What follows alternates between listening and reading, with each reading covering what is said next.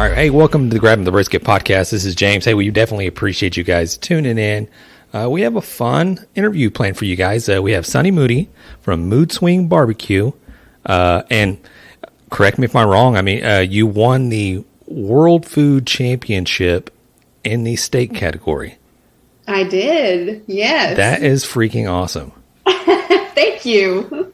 So, I mean, before we get into it, I mean, yeah, and I know probably you've been on a ton of podcasts before, and everybody wants the origin story on how it all began and how it started. But yeah, how did you get into doing barbecue? Actually, I did not grow up doing barbecue. I grew up on a farm, and so basically, my live fire cooking was over a campfire with Dutch ovens or cooking in tin foil. That's kind of how I grew up, but my husband grew up grilling and with his dad. And so of course he got me started in it. I had no interest in it. He just always handled that and I did the sides or whatever. But he started back in 2016, he became a KCBS judge and started going and judging things. And he did that for about a year. And then he was like, well, I think I want to build a smoker. And I was like, okay, because he was a welder by trade through high school and college. And so I'm thinking just a little backyard patio smoker. And he spent a year, building this thing with his former boss and coming up with equations and everything. And we went to pick it up and it was a 500-gallon, like little fat 500-gallon propane tank mounted on a trailer. And I was like, what are we doing? Nice. We're not going small here. He was like, well, I think we're going to get into competitions. And I'm like, what? Like, who is we? Who's this we? He goes, well, you're going to help me. So I'm like, oh, okay. So that's kind of how we got started. He actually introduced me to it on our Traeger a few months before that. And he was going to be working late, and he had already had the meat marinating. And so he asked me, he goes, just go throw it on the grill. And I'm like, I don't even know how to use the grill. And he's like, well, you just go push the button, let it smoke for a few minutes, come back out, and you can put the meat on. And I was like, okay. So I went and pushed the button, and I came back out about 5 minutes later, and the whole entire Traeger was on fire, in flames. And I tried to pull it away from the house as fast as I could, and I called him, and I'm like, hun, it's in flames. And he's like, no, it's supposed to have a little fire in the bottom of the firebox. And I'm like, no, this thing is in flames. And I flipped the camera around. He's like, yeah, that's not good. What'd you do? And I'm like, I pushed the button. Right. I did what you told me to do. Press the inferno mode. Yeah, exactly. So when he got home and it had cooled off and everything, we took it apart. But two things had happened. Our pellet hopper had actually jammed up, and he hadn't cleaned the grill at all either. So there was a grease buildup, and the hopper hadn't started working. So the combination of the two, it just caused a huge combustion. Nice. So I was not going to ever grill again, but he knew that, he has to push me sometimes, and he's like, yep, you're learning. So from there on, we took some barbecue classes from Loot and Booty and some of our other friends and jumped right into the competition world in 2017. And we hit in our first competition, which you automatically get hooked if you hit. We placed, and in brisket, actually. Don't you love that? It's like, it's every sport out there, and I do consider competition barbecue being a sport, I'll tell you right now. Definitely. Yeah, agreed. In every sport out there, if you get, and I'm not saying luck is involved on your first time, right? But luck plays a part in everything, any competition out there. You have to be skilled. It's like 99% of it or 98% of it, but that 2%, right, is that luck that's out there.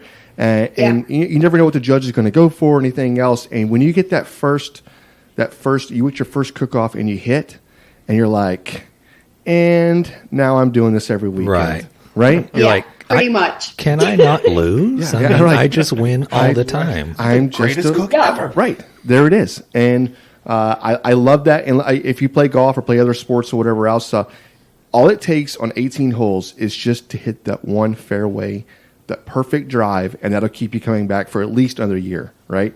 Oh, absolutely. So that basketball, if you make your first basket, it's like, yeah, I'm hooked. That's you know, right. you hit the softball or the baseball out into the field, and yeah, I mean, any kind of sport, you're going to be hooked.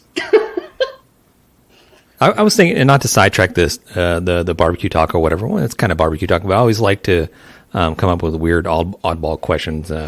Definitely kind of an icebreaker. But I was thinking earlier, okay, you know, the Olympics are going on right now, and I was thinking about barbecue being a sport. Like, wouldn't it be awesome if barbecue was an event in the Olympics? Of course, it'd probably be Summer Olympics, but That would be cool. What would be the event? What do you think? Like, would it be just a brisket, or I don't know? And who would be invited? Who would be U.S.'s number one seed in brisket? Oh, we'd have the dream team. Are you kidding me? Yeah, That's true. Yeah, It's very a true. U.S. would dominate like not even all fair. other countries. Right? Is Aaron Franklin? Is he getting drafted? Is he number Aaron one? Franklin, Myra Mixon, like those people are getting calls, and then you have like in the competition. Dude, those are just Myron's names. Yeah, well, Franklin's Yeah, those are just the big names. well, Franklin's not a competition barbecue. He is just a guy that cooks a low and slow barbecue in Austin that has a phenomenal business and cranks out award-winning barbecue, but not in competitions, right? He's not a competition. Yeah. Myron he's the most winningest man in barbecue. Like Yep, he's going to be correct. in the Hall of Fame of barbecue if they had one or something, right? Pretty So- sure he already is. Right. So He is, yes. so that's like if you had the best of both worlds, whatever. But Myron's got to be like the main guy. I would think. Yeah. You What know. are you going with? Like a Myron Mixon, a Tuffy Stone, and I guess it depends on what they're cooking too. Johnny. Right? Johnny I Trigg. think you think could throw Trigg. Aaron Franklin in there too, though. Yeah. No. I think he's got to be in it for sure. Yeah. Yep. okay. Well, I sidetracked it long enough. Perfect. Yeah. So you got your first competition.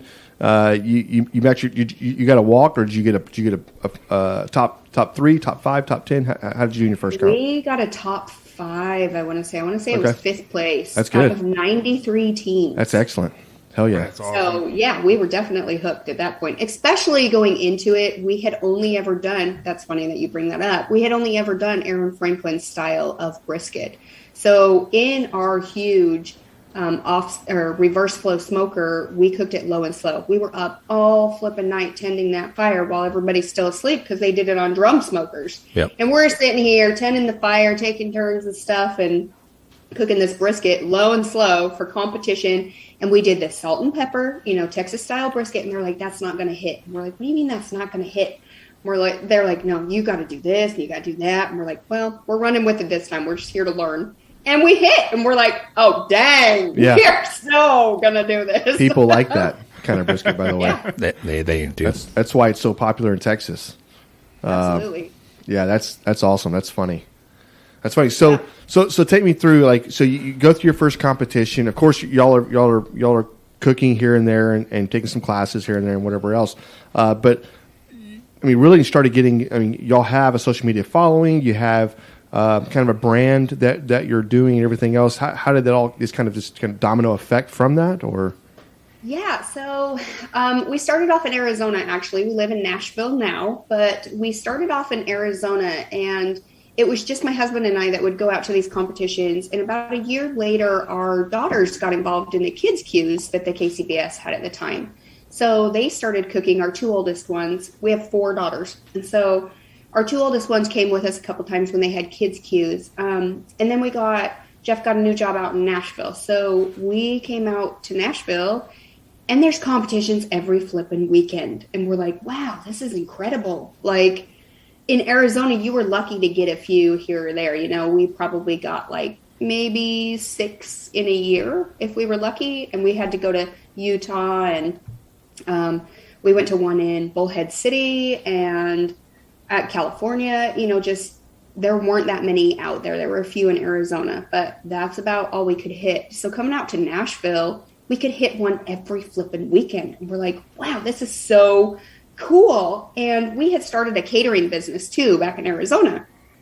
And so that was doing well. So we actually sold our huge smoker because we didn't want to haul it across country. And Jeff wanted to have a custom built. It kind of looks like a Jambo, but it is a custom built. We had an offset smoker built by Kansas City Smoker Company, and that built Joe Pierce's pit, actually, that he competes on. So we have one like that, and it's Goldilocks. You can see her on our, on all of our social media. We call her Goldilocks. She's bright gold.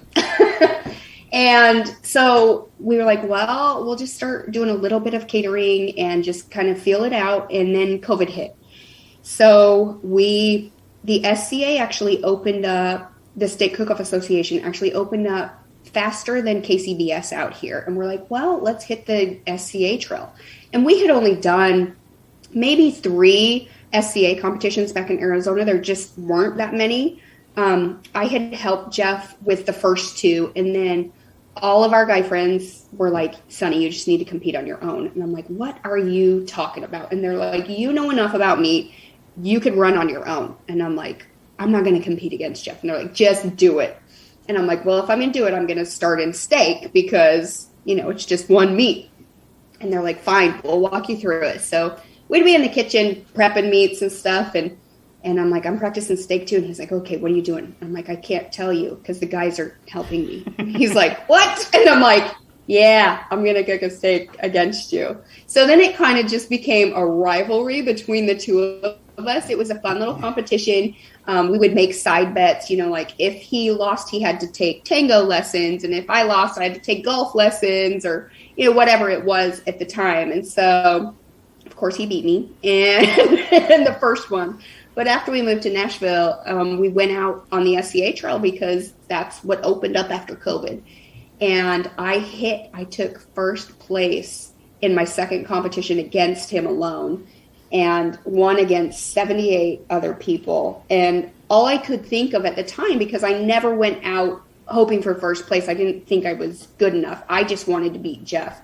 So I go running up there, and the award was a huge real fire hydrant that's like 250 pounds. And I go running up there, and they hand me the mic, and they're like, so tell us who you are. And I'm like, well, I'm Sunnny Moody. And they're like, where are you from? And I'm like, well, Arizona, but we live in Nashville now. We just moved to Nashville. And I'm like, you don't know who I am. And I'm like, but I just beat my husband. And I yelled that out, and everybody started busting up because to me, that's all that mattered, was not beating everybody else. It was, I just beat my husband. Like, I just did the dang thing. Right. And they're like, well, this fire hydrant's yours. And I bear hugged that thing because I am a personal trainer and nutrition coach. And so I bear hugged that fire hydrant, and just with the adrenaline, I went running. And they're like, whoa, they're like, you still have money and a golden ticket? And I was like, what? So I went and I tried to hand the fire hydrant to Jeff, and you can watch the video. I mean, it's back a ways. It's, I don't remember if it was a 19 or 20. And so I hand it to him, and he drops because he doesn't think it's a real fire hydrant. And so he's like, oh, okay. So we had to work together to get it back on the table. And then I was like, I have money. And they're like, yeah, you have $1,000. You just won $1,000. And you're going to the World Food Championships, and you're going to the World SCA Championships. And I'm like, oh crap, what did I really just do? Right. I don't know about this. But we just kept running competitions and hitting, obviously. And I did go to the World Food Championships just back in November, one of those two. And I ended up taking first place. I was actually the first person to ever do this. I took first place in the opening round, which was a New York strip steak. And in the SCA, we cook ribeyes. So they threw a New York strip steak at us, and I took first place in that. And I was like, oh, great. I just shot myself in the foot, because you don't take first place twice in a row. I mean, that's very, very rare to do that. Yeah. And all of our points, typically at World Food Championships and all the other categories except steak and barbecue, your points accumulate. So if wherever you place in your first round, they roll over to the finals. But in steak and barbecue, everybody gets wiped out. So you're on an even playing field. And so all my points got wiped out, and I'm like, well, I'm not going to take first again, because that's just not That's not how it works. Right. It's just not common. Yeah, it's very rare that you do that. And so I was like, well, I already made it into the top 10. You know, I'm top 10 in the world. So that's pretty awesome. And I threw together, like I made a couple changes. We had to do a filet mignon with an infused ingredient of a black garlic umami sauce and 2 sides with it for 10 judges, plus a presentation platter in an hour and a half in an 8x8 kitchen arena. Oh, wow. Yeah, and I could have 2 sous chefs help me. So I chose Jeff, obviously, and I was actually just going to run with Jeff because I had asked some of my chef friends to come and help me, but things fell through and didn't work out. And so it was just going to be Jeff and I, but everybody kept telling me, you can't manage all of this with just the 2 of you. And I'm like, yeah, we can. Like, we work really well together. And they're like, no, trust me, you need someone else. So one of my sponsors, Tribal Fire Grill, he's one of the owners. He actually was there, and he's a chef too. So he was asking me what I was going to do, and I was running ideas by him because I didn't practice at home. I didn't even think I'd make it that far. And so I didn't practice at home. I've cooked a filet mignon before, and, you know, I've cooked lots of sides, but I didn't play around with the garlic umami sauce or anything like that. And so I was running ideas by him. And chef people, I mean, it's the same way with barbecue people. Once you start talking barbecue with somebody, you know if they know what they're talking about. Oh, yeah. My chef friend was the same way. He was like, we just clicked. We had this immediate click. He understood what I was explaining to him, and I'm like, I want him on my team. So I asked him, I'm like, will you come sous chef for me? And he's like, yeah, totally. So I ended up doing a cast iron skillet filet mignon and a black garlic umami sauce. It was a creme mushroom reduction, and I used like a couple different types of mushrooms in it. And then I did shaved white truffles on top of that, along with aged cheddar grits and a cast iron skillet Brussels sprouts with raspberry chipotle sauce and feta and walnuts. Oh, wow. So it took first place. Yeah. Sounds amazing. It does sound. So let me ask you a question. So you're putting all this together, and then obviously that list of ingredients that you just called out is you probably just can't run to the grocery store and get every single thing you need for that, right? So how or maybe you can in that area. I don't know.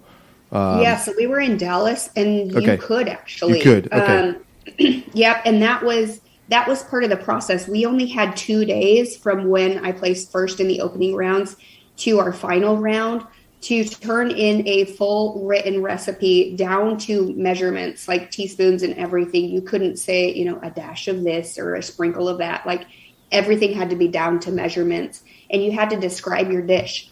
So they have this really, really cool market there that has ingredients from all over the world. I mean, it's an incredible store. And so we actually went to that market, and I just started walking around and thinking of ideas that I could make for my sides, for the steak, all different kinds of things that would work with the filet mignon and the black garlic umami sauce we had to use. Right.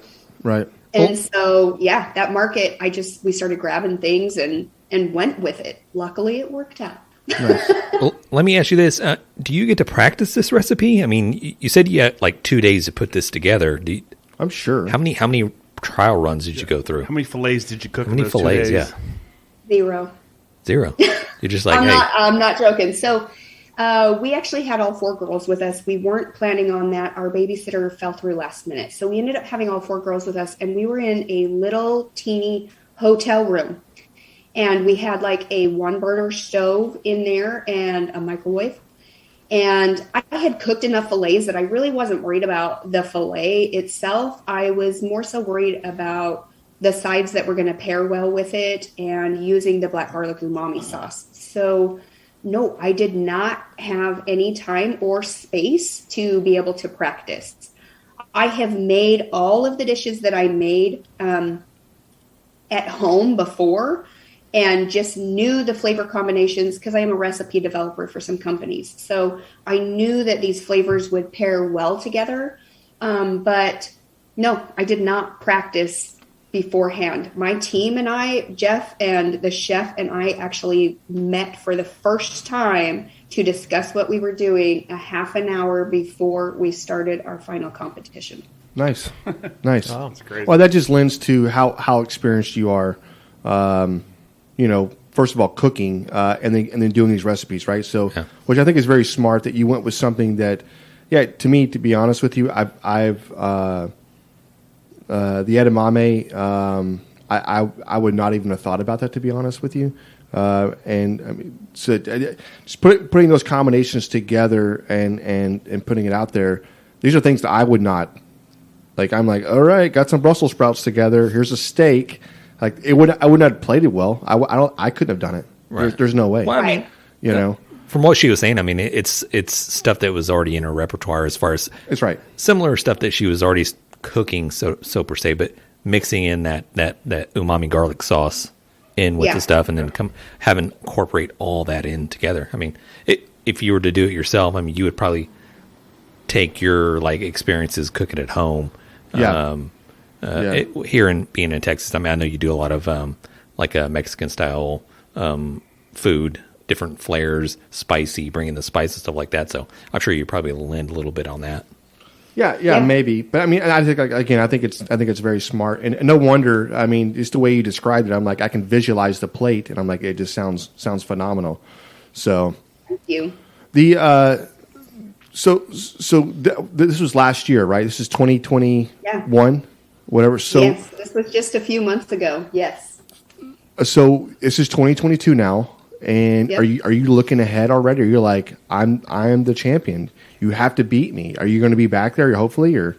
I am. I actually got registered. I'm signed up. Okay. So yeah, that's going to be exciting. It's in November this year. My next step, though, is they take all 10 category champions. So there's burger, there's steak, there's barbecue, there's soup, there's recipe one, seafood, dessert. I can't remember the other three, but there's 10 categories of chefs that come from all over the world to compete in this.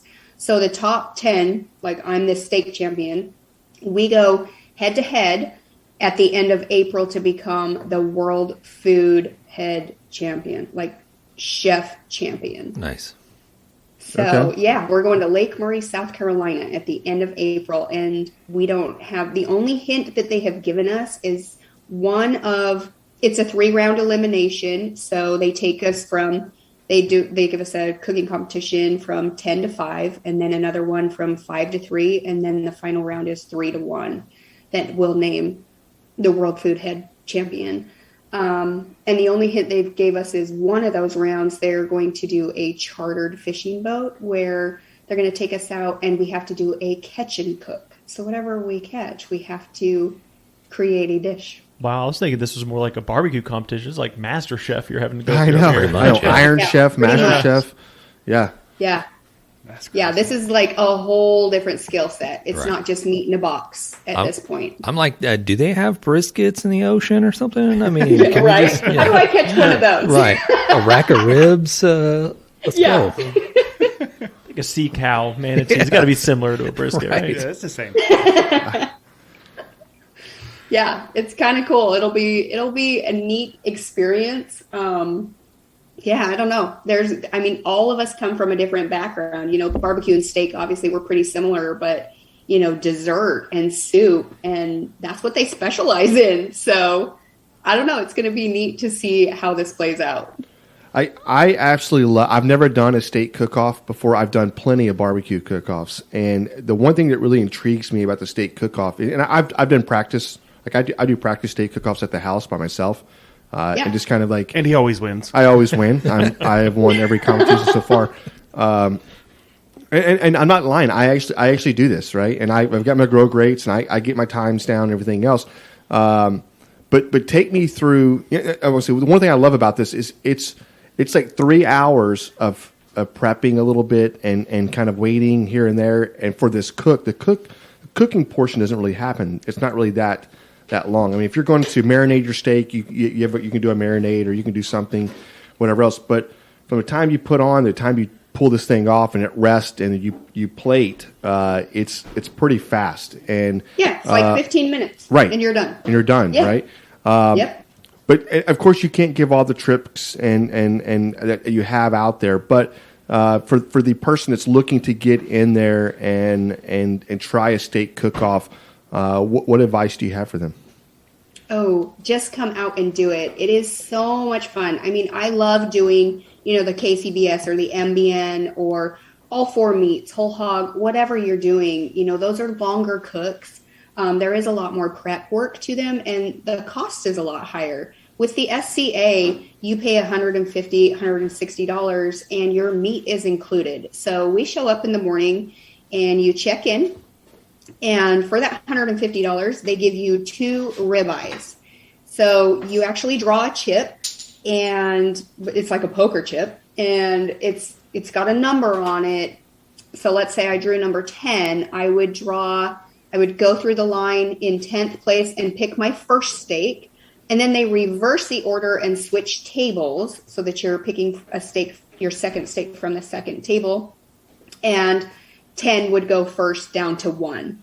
So you get 2 steaks. The reason why they do that is so that you can practice with one if you would like to, or whatever you want, but you only turn in 1 steak in the turn-in box.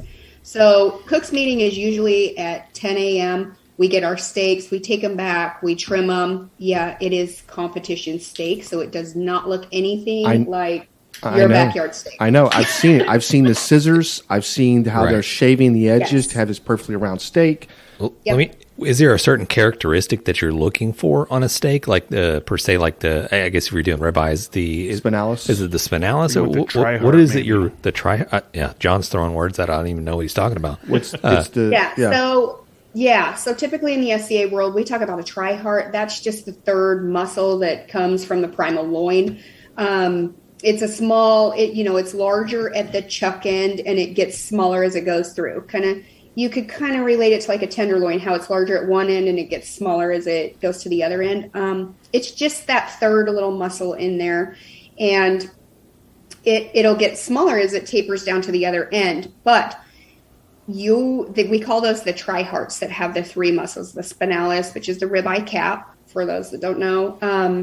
And then you have your loin muscle, and then you have that little third muscle, and that's going to be your Trihards. That end is typically always more tender naturally than the farther you get down. Even though your spinalis is getting larger, the farther you get down, it becomes more of like a smile. Your ribeye cap becomes like a big smile.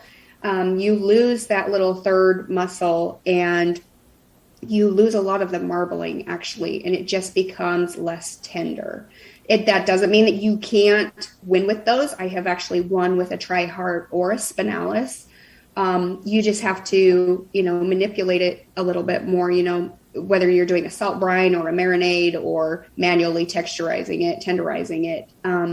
You can make any steak work. So, yeah, we do a lot to a little steak, just like you do in barbecue. That's cool. That's very cool. Like I said, it's 20 years or so of competition barbecuing and cook-offs. It's about how long we've been doing it for. But steak cook-offs have never tried. And there's an art form to it, and I see it. And like I said, I do practice cooks and everything. And earlier when I said scissors, like for people that are listening and listen to the podcast, that's not a joke. I want to give away a secret or whatever else, but that's not a secret. We use scissors. Yeah. We trim this thing to look kind of like an oval shape. Right. I guess that's the best way to put it. We're trimming all of the fat off around the edges that you want to provide. That each judge takes one bite that's the size of like their pinky. It's no larger than an inch. It's a little 1 ounce bite. So you got to pack as much flavor into that, and you don't want them to get a piece of gristle, a piece of fat. You want them to have the most tender portion of that ribeye and the most flavorful, which is your ribeye cap or spinalis. So we always place that towards the front of the box. But yeah, we trim all that, the tail off the back end, if you call it the tail. Oh, yeah. We trim that off. We make it a little kind of oval looking shape. and we tie it up and we use scissors. I mean, everybody uses different kinds of scissors, meat shears, dental scissors, whatever you want that works best for you. But we trim it to a uniform shape, and so that we don't have any rough edges. You are trying to present the best piece of meat that you can and get all of that gristle and fat off around the edges. Nice. I'm not lying to you right now. I've thought about 30 million different steaks that I've cooked in my lifetime, and I'm like, I want to have steak right now. You've said the word steak. I've said the word steak like 100 times. I'm like, man, I want. I mean, you did lose to your son in a steak cook-off. I did. Just between the two. I did lose to him. We did a steak competition at the house, and I had maybe talked a little smack, and he was like, he's 20. I guess he's probably 23 or so at the time. Or 23, 22. He's 25 now. But so we cooked these steaks, and then we couldn't try them here, right? So we brought the steaks over to my brother's house, and it was like, here, try, him and his wife, try these steaks. And he won. His was better. He did a better flavor combination than I did. So mine was a little salty, awesome. I think. Yeah. How much? And that's the other thing is like flavor profiles. I mean, people get caught up in that. In the SCA world, we are not looking for a backyard steak. I'm a judge as well. And so we do go out and judge some of these competitions, which gives you a little more insight to, what's going on, like what they're looking for and stuff. So we do not look for any kind of heavy flavor profile, no rosemary, no heavy compound butters. You can't do a compound butter on it unless it melts. And you don't want like a heavy garlic flavor or a super heavy pepper flavor or a super, super back end heat. I mean, you can have a little bit of heat, but like a lingering back end heat, you're going to get docked on that in your overall. So you want a very, very balanced flavor profile, which typically people combine a few different rubs to create that because you're trying to create a pretty color on top of it too. I mean, again, it goes back to barbecue. We do a lot for a little piece of meat. I know. I've watched the guy. I can't remember his name from Cosmos. Yeah, Darren. Yep. Darren. I've watched a lot of his stuff, and he, I know he won the SCA, I think, state championship or whatever else. Back in 2015 or 16. Yeah. And he has the brand of line, which we've used a lot of his seasonings and injections or whatever. We still do. I know. Yeah. But just watching some of his videos and whatever. So, do you have anything out there? Do you have any like tutorial or videos that y'all are producing or putting out there? That's kind of funny that you say that. So, I am actually sponsored by Cosmo. I've partnered with him, so I have won every time I've won in the past. Well, it's been almost a year now. I have been using Cosmo's products. He's actually having me out to teach some in-person SCA classes at his storefront. And yes, we are working on creating an online platform where people will be able to take some online courses. Good. Too. I will look for that. I'm super excited. I don't know. These are I'm not saying that everybody needs. I mean, I need online courses. I need everything I can get. So. I always, it's something I ask everybody that comes on. If they're, some people are like, no, we're not really interested in giving this out, or we don't want to, give this type of information. But most people we interview, they're always trying to do something extra and get more knowledge, get more barbecue, cooking, whatever out there. And so, it's much appreciated. So nice. Very cool. Yeah, absolutely. I think it's really neat. I learned from a lot of different people, so I feel like I'm kind of a mutt. I take a little bit of this person's and a little bit of that person's and combine it to create my own. I never just take a class and do it strictly like they did. I don't feel that way. And being a recipe developer, you don't think that way either. But right. I feel like I want to give back too. I've had so many people help me and give me tips and tricks and stuff. And that's how we share the love of barbecue, is helping the next generation or the people that want to come and compete. We pull them in by sharing our knowledge, and that's exactly what I want to do. So, I'm super excited because I am trying to get a YouTube up and going. I've got a lot going right now, but I do want to get a YouTube up and going and show just different techniques, because I have, like, people are like, have you won with the same thing all the time? I have stayed with the same thing. I made like super minor tweaks within, I would say, the last 8 months. And I mean like minor tweaks. But before that, you know, I did win with salt brining my steak. I did win with manually tenderizing my steak. I did win with a marinade. I've won with 6 different flavor profiles, and they haven't all been Cosmos. Before I met Cosmo, you know, I just won them with different ones. So there's not just one set in stone way to do it, but it's learning the techniques behind those ways and what works best for you. So, you know, my husband, he has a way that he does his, and I have a way that I do mine. And our oldest daughter's 14, so she competes as an adult as well, and she has a way that she does hers. So, yeah, it's kind of cool. It's fun to see all the different things.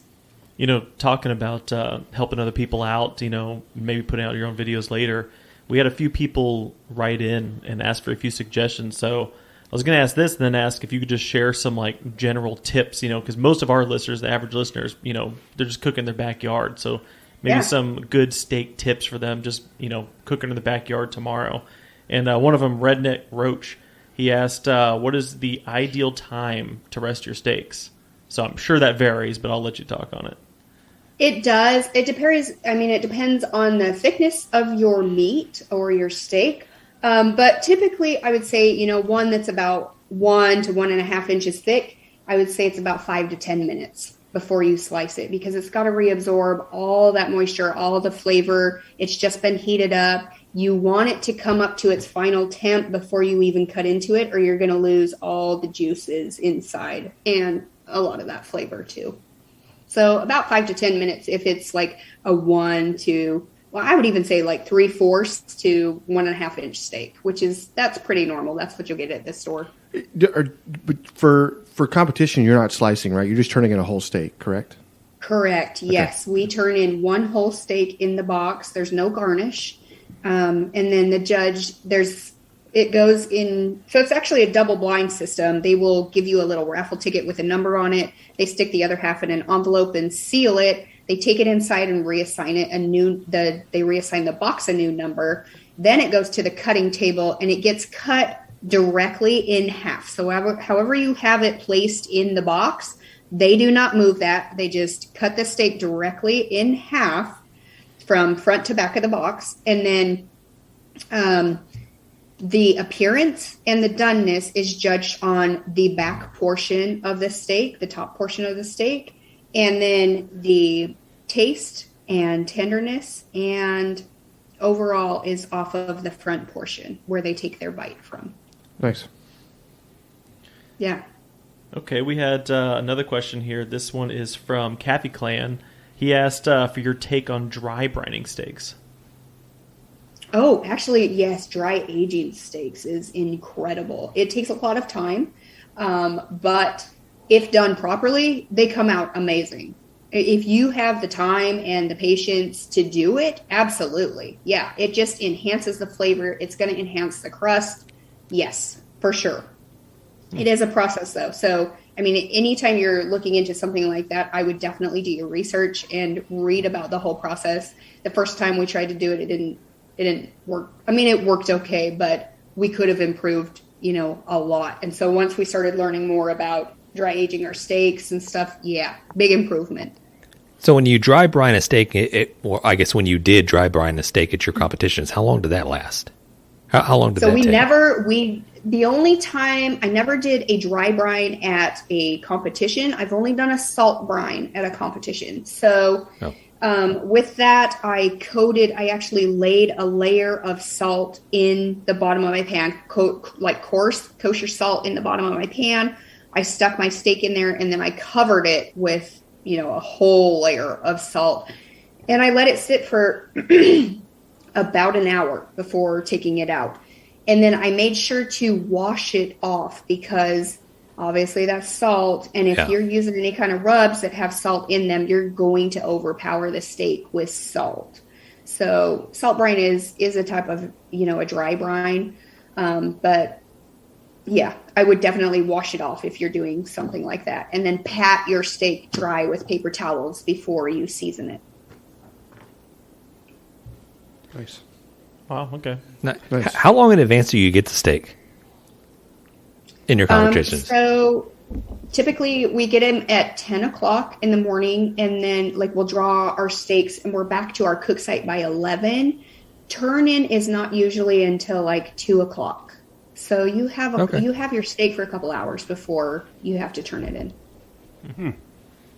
Nice. Yeah, and the amount of pits, and we were talking to, I was talking to another person about doing these steak cook-offs, and they traveled, right? It was, I can't remember his name. It was I think they're from Arizona or New Mexico. Utah? Yeah. You're behind barbecue. Yeah, Kyle. Kyle. Yes. Okay, Kyle. so Kyle is the one that actually convinced me to compete against Jeff. Okay, very cool. Yes. Very cool. Yeah, So we're super good friends. So yeah, we- that's awesome. we had Kyle on our first This is a year about ago? a year ago or so, and he was giving his dad a lot. He was ribbing his dad a lot, and one of the things at one of the competitions, his dad was going to cook over. I guess he cooked over, what kind of pit was It it? was in cast iron, wasn't it? Oh yeah, that's right. It was in Yeah. cast iron. Oh, searing it. Yeah. Yes, Okay. and he was like, "Dad, you're not going. Nobody does this. You're not going to win. This is not a good blah blah blah." And his dad hit it, and he goes, "It was the worst drive home because his dad just looked at him like, you don't know everything, you know." Listen, boy. That's right. So I love that. Yeah. So sometimes Jeff will sear his because our tribal fire grill actually has a flat top on it, which is kind of like a cast iron pan. And so he'll sear his sometimes and turn it in and stuff. But I always just stick with grill marks. It's just, that's my thing. Yeah. If I'm at home in the backyard, obviously, I'll do a sear. But getting that perfect sear and getting it to look, absolutely beautiful it's pretty tricky unless you know how to do it. So yes, they do hit when done properly. It is a lot harder for them to hit. I am not sure why. Being a judge, I have seen seared steaks come through, and I love the texture of them because that crust on there is just, it's incredible. I mean, it's flavorful. Yeah. There's a bunch of things that you said, not a couple, a bunch of things you said tonight. That I'm just really like, you're so absolutely right. One was the technique. Everybody has a technique, and I think people that are consistently winning, they have a technique, and you could watch them, and you don't even pick up on it, right? It's their layering method. It's the point when they pull something out, depending on the size of the chicken or size of your meat they're cooking or whatever else. So the technique to me is why people consistently win, right? You've got to be consistent, absolutely. But it's that technique that tells you over the top, right? And why I bring it up is because I'm not saying I'm the best Bloody Mary maker in the world. Oh, here we go. However, I am 5-time champion Bloody Mary, okay? And I bring this up because I make Bloody Marys. I don't make them all the time, but when the wives get around, and maybe it's just because they don't want to make their own Bloody Mary, which is probably what it is. Yeah, they to just be start honest, feeding your ego. Oh, they're right? so good. Oh, they're so Jan. good. Yeah. Just keep them coming. But I've had people say I was like, look, I make them all the time, but my wife tells me they're not as good as yours. Like I don't know what you're doing differently, and it's a technique, right? It's just the layering. It's the process that I go through to make it, right? What are you putting in it? I mean, you could tell them the exact same ingredients I tell everybody and what how it to is. do it, and it's It not doesn't the taste same. the same. No. And the second thing is that, so again, if you're going to be in any type of competition, if you're going to compete, one is, like I always tell people to come out to the competition. If you're not going to cook, doesn't matter. Come out and just hang out at the competition. Walk around, talk to people, watch what they're doing. Does it interest you at that point or not? If it doesn't interest you at that point, don't do it, Right. And the other thing is to please be a judge. It's so hard to try to figure out if you're never going to be a judge and you're only relying on how things taste to you at your tent. It's very hard to make your turn-ins and go, well, we just got beat. But you're like, but you don't know why you got beat, you know? And I feel like ours was the best. it was the best. We we did everything right. It was perfect. Well, it's got to be rigged, right? I've heard everybody say all these crazy things, and I'm like, Oh, yeah. They always go against the judges. I know. But until you are a judge, I mean, it gives you so much insight. Whether you just take the class for knowledge or whether you actually want to judge a few of them, even just the class alone is going to give you a lot of insight and knowledge that you can use in competition.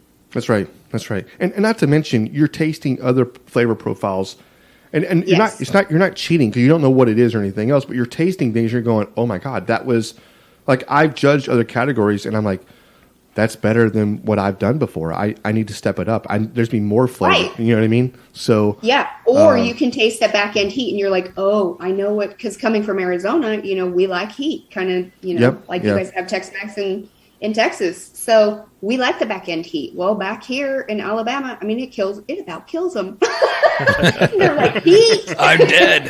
I agree. The black pepper spicy to them. But being the judge, you can taste that, or you can taste, whoa, that has a lot of garlic, or whoa, that's heavily butter, or, you can pull out the different things and you're like, okay, now I know how to create more of a balanced flavor profile. I know what I need to be looking for. Yep. Yeah, absolutely. I, one of the meanest things I ever did in a competition is I turned in devil's anus chicken, and that somebody else coined that name, wasn't me. But I used Tabasco scorpion sauce, which I don't know if you've ever had that or not. And mixed with the barbecue. So Tabasco makes a scorpion pepper sauce, and it's the scorpion pepper, and it's freaking ridiculous. And I didn't try it because I was like, it's Tabasco. It can't be that hot, right? Oh, no. So I went in, added it to my sauces, glazes, and everything else. And I ended up glazing these chickens and putting them back on the smokers, letting sauce set they looked beautiful. And then we turned them in. And then because the thing is that with IBCA, you're turning in 2 halves of a chicken, right?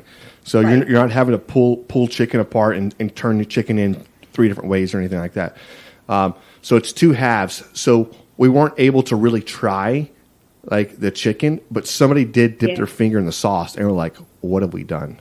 Oh no! It was like 10 judges at a table had the hottest chicken they ever had in their life that day. It had to have nuked everybody's taste buds. It did. For sure. Like I know we did not score that well on the chicken, but I guarantee you nobody else did after us. So I will tell you, I have done something similar. So we were at a KCBS competition, and at the time I was playing around with recipes and stuff, and Jeff's like, you run with pork this time. I'm like, okay. I was always rib girl, so I always ran with the ribs. We worked together on the chicken, and then he did brisket. And so I handled pork this time, and he was like, do whatever you want. And I was like, sweet, are you kidding me? And I was not a judge yet. And so I was like, awesome, this is going to be awesome. I loaded that thing up with apple bourbon. Oh, yeah. Nice. It tasted incredible to me and to, everybody. We won People's Choice with it, but we definitely did not win in pork. Right. Not put that in there. And we could have actually walked away with a GC that day if it wouldn't have been for pork. And I was like, gosh, dang it. Sorry. You said whatever I wanted. Damn it. Right. Okay. But them ribs are good though, right? Yeah. Now, I'll tell you what's demoralizing. So I've judged a few times at these competitions that we're competing at. And it just sucks when it was like chicken. You go there, go through all these chickens, try them all. I'm like, oh man, ours was by far the best one. We got first place for sure.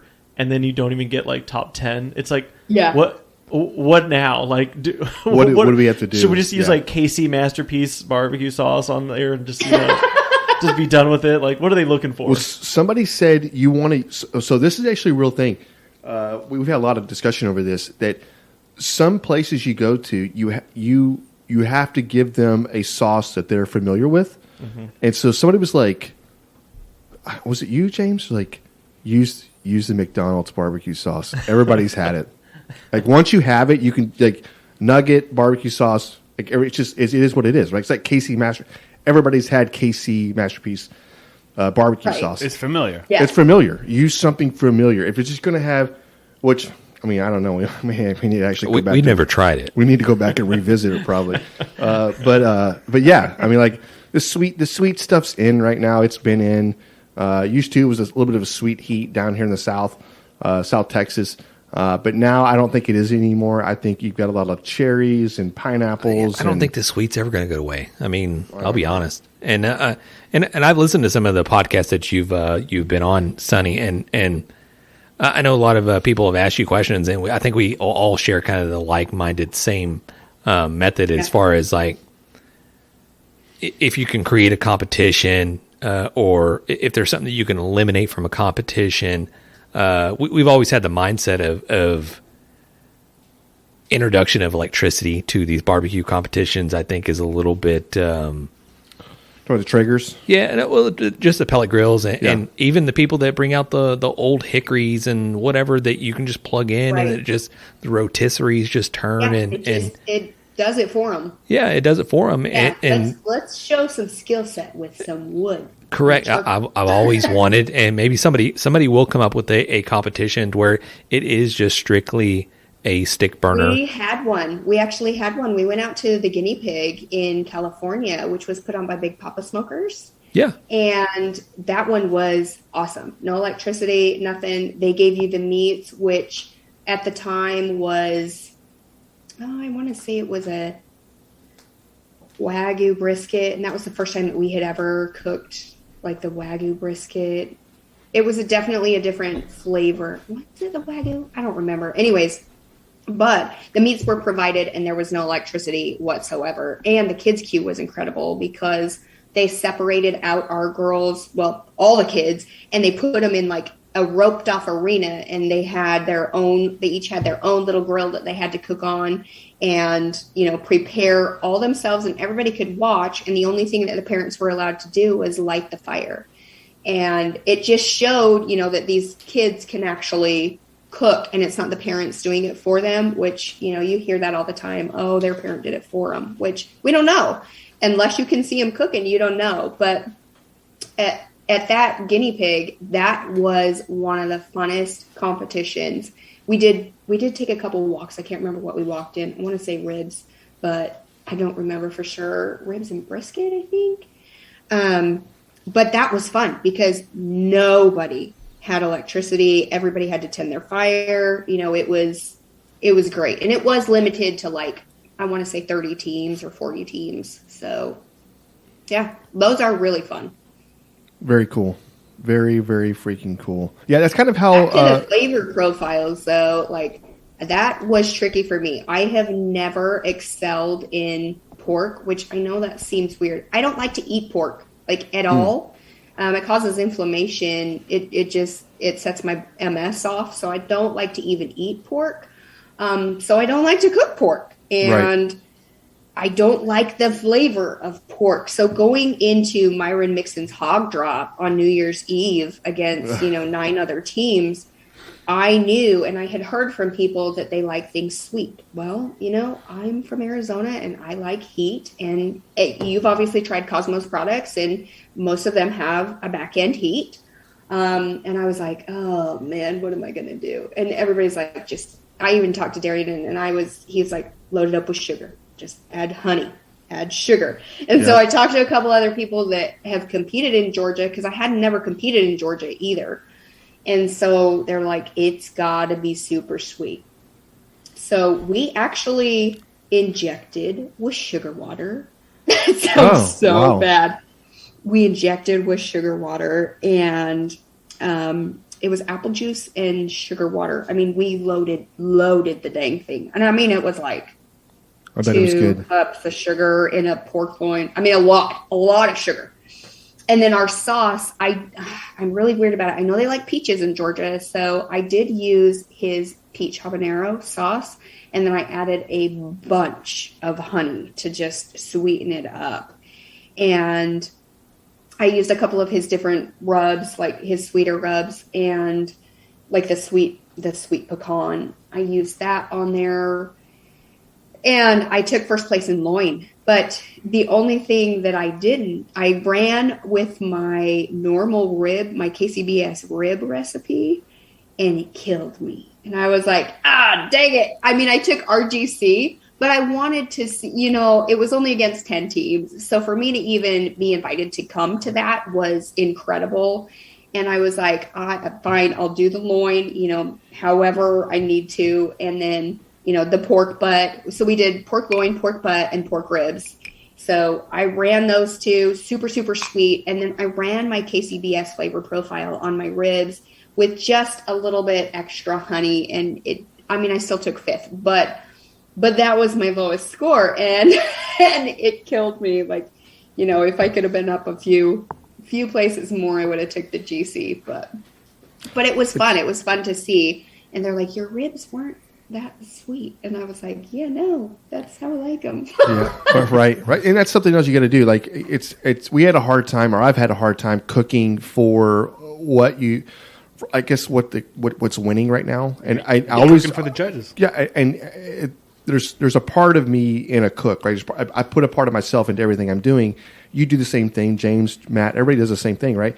And so it's one of those things. I'm not going to surrender, right? I'm going to make you like what I like, right? And you got to bring yourself down a notch a little bit and go, look, this is, you got to know what area you're cooking in. And we were talking to Mo, and I don't know if have you met Mo Cason? Yeah, so I'm actually teaching a class with him and Bob Trinidad in June. Yeah. So we're good buddies. He's on the B&B team with me, so we do events together. Okay. Yeah. So that was one of the big things. He was like, know the area you're cooking in, and he's like, I've cooked in areas where like, hey, this mesquite is what you have to use when the type of wood, and if you don't know that, you're not going to win, And I was talking to some guys that cook down south this last weekend, and they were like, we didn't use mesquite. That was a biggest killer for us. Like, you got to use what's in that area, and if not, you're just not going to do well. So that's very cool. Yeah, because we used to run with post oak actually out in Arizona for our brisket, and out here we don't do the post oak. We actually do a pecan because it ends up being a softer flavor. And that's what they prefer out here. It's crazy. It is weird, the different flavor profiles. And we did have to tone back, some of the heat off of everything. Sounds horrible. I'm not going to lie. It's not my favorite. Like, it's kind of funny because I practiced a lot. Now, okay, I know this sounds crazy. I didn't practice for the World Food Championship. I just ran with my stuff. But then you sit here at home and you practice for KCBS competitions and MBN and GBAs and all the others. And I sat here and I cooked pork loin after pork loin after pork loin and pork butt, trying all these different flavors. And I would take them to my friends that are close by that are, GBA judges, and I'd have them taste them, and they're like, it's not sweet enough. And I'm like, are you kidding me? And then finally it got sweet enough, and I tasted this, and I'm like, oh, this is disgusting. Like, I would never feed this to anybody. This is so gross. And I go, not just because I don't like pork. This is just gross. So I take it over, and they're like, you nailed it. And I go, what? Yeah. And they're like, that's perfect. That's absolutely perfect. My wife even said it was amazing. And I'm like, oh, please don't eat any more because you're probably going to die of a diabetic. Yeah. Like, if you only knew what was in that. If you're not getting diabetes off eating the ribs or pork butt, then you're not going to win. Right. Right. Yeah, apparently. Jeez Louise. Wow. Hey, Sunnny, it's been awesome having you on the podcast. I hope that we can get you back again. This has been super fun. Absolutely. Thanks for having me. We usually just turn this over to you, and anything that you're up to coming up here in the future, or any social medias that you want to direct all the people, please go ahead. We'd love to hear it. Yeah, you can find me on TikTok. I haven't been as good about posting on there lately, but I'm going to start again. I've been super busy. I'm building out a website. So it'll be sunnymoody.com, but it is actually going to cover all aspects of my barbecue and grilling life, because I'm going to teach backyard recipes. It'll have backyard recipes. It'll follow our family, which is Moodswing Barbecue. It's my husband and myself and our 4 daughters, and it'll follow our competition trail. We might even give you a few competition recipes to try at home. And it's also going to have Grilled Fit, which is my personal training and nutrition coaching business. It's going to have healthy grilling recipes. So for people that are like, you can't be fit and eat barbecue, yes, you can. And it can be flavorful too. So I'm super excited for that. It'll also have, if you want to buy swag or whatever, but it'll also update you on events that we will be at. I have a lot happening this year. I'm teaching a lot of classes kind of all over the place. Obviously, I mentioned Cosmos. I've partnered up with Cosmo. And he's having me out to teach classes. I'm teaching classes for Ace Hardware and B&B Charcoal. So I'll be traveling around teaching classes at different Ace Hardwares too. And then again, I'm teaching with Bob and Mo. We're going to be teaming up and teaching some classes where you will be able to get all 4 meats, KCBS meats, chicken, rib, brisket, and pork, as well as competition steak. So that'll be super fun. And then I am teaming up with Hey Grill Hey, and we're coming up with some, I can't spill the beans yet. Is that Tara? But Susie. Susie. Susie. Oh, I'm going to sorry. message Susie and Susie talk to her. Bullock. Yep. Yeah. Susie Bullock from Hey Grill Hey. Oh, yeah. We've had her so we're on. working on some fun stuff together. And yeah, you can find me on Instagram right now I'm under Grilled Fit and Moodswing Barbecue, but I post more on Grilled Fit. And then just follow me at Sunnny Moody on Facebook. Just friend request me. I've got to get all of that set up, but that's where I post the most is on Facebook. It's my entire life. Like I give grilling tips and tricks, barbecue tips and tricks, healthy eating tips and tricks, and you can follow our family in our competition trail. So Very cool. Oh, and I'm teaming up with Operation Barbecue Relief too. So yeah, I've got a lot going on. I'm going to be going out to some cool events and helping them. I'll be a barbecue mentor and teaching people. So yeah. Well, look, Sunnny, I'm going to tell you right now, I'm going to say 100% good luck in April. Okay. Thank you. But come this November, I'm just saying, if I get an invite, I'm not rooting for you. Okay? I'm going to have war paint on. I'm going to be, it's all about winning at that point. So, If he doesn't, then we'll be rooting for you. that's right. That is right. That is right. And we do have Jeff down. We usually have a running bit on the show of the barbecue fails, but so we do have Jeff down as a barbecue fail for setting you up to fail on your first time cooking. We feel like that was Jeff's barbecue fail of almost burning the house down. Yeah, I agree. I totally agree with that.